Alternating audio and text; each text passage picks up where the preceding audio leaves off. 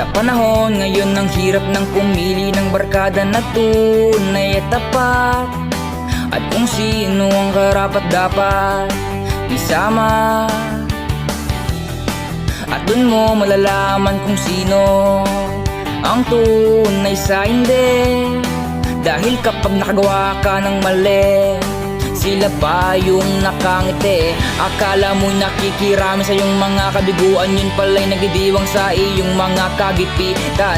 Diyan mo malalaman na wala silang pakialam, gusto ko lang nilang itulak sa maling daan. Nung ako'y konting umangat, sila ay nagulat. Ako'y napabigla dahil hinihila na pala ko pababa. Akala ko ba sila yung tropa ko na kasama sa pangarap, pero sila rin pala yung unang magpapabagsak. Noon ng tunay na tropa, hindi ka nila iiwan basta marunong ka lang na makisama. Pero ngayon kung sino na lang may pera, doon sila. Pero kapag wala ka, bigla na silang mawawala, na para bang bula na hindi ka pa nila kilala. Kaya maging matalino sa pagpili ng barkada, para pagdating ng araw isama mo sila sa ibang bansa. Isama mo sila.